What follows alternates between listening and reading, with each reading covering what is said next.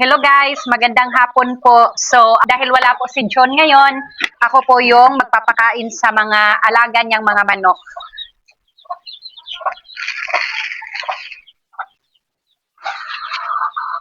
Tatansyahin ko na lang to guys. Kasi ang nagpapakain talaga dito is si John, pero dahil wala siya, ito po. Ako po muna yung magpapakain.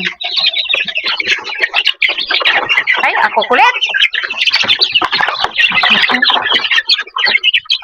Ay, ay!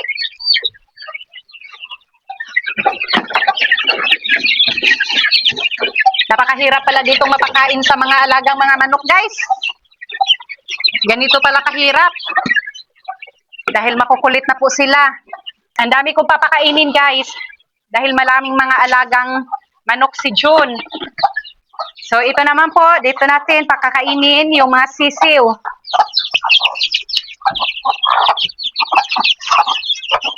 Pasok!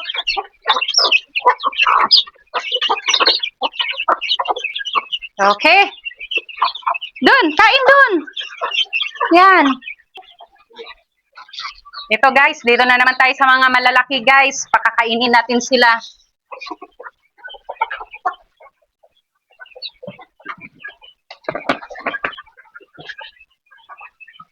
Isunod na naman natin dito guys. Yung mga alaga ni June na mga manok. Ang hirap pala. Maraming mga alaga guys.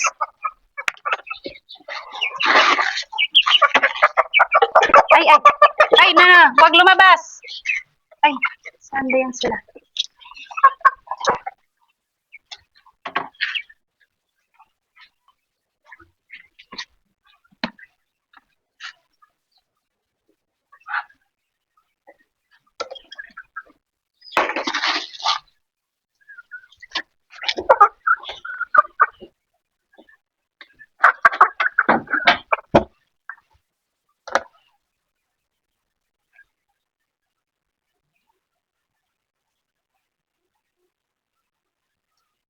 So, pagkatapos natin dito guys, pupunta na naman tayo sa mga white leghorn ni June.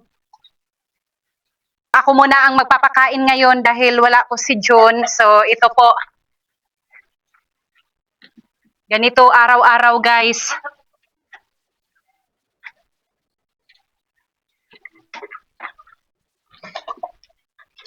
Sipag at tiyaga lang talaga ang puhunan natin dito guys.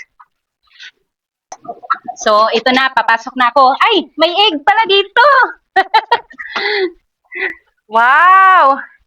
May egg na naman dito, guys. Kukunin ko muna at baka mabasag.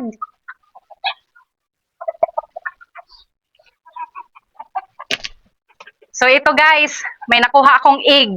Kasi dito sila lahat, guys, nag-start at yung mga white leghorn ni June, nag-start na po silang mangitlog. So, ito po, papakainin ko po sila.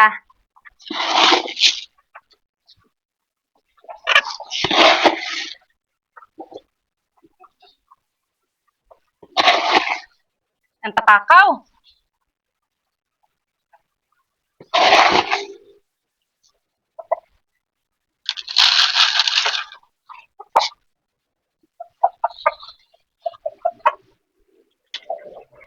Tinali to ni June kasi matapang to.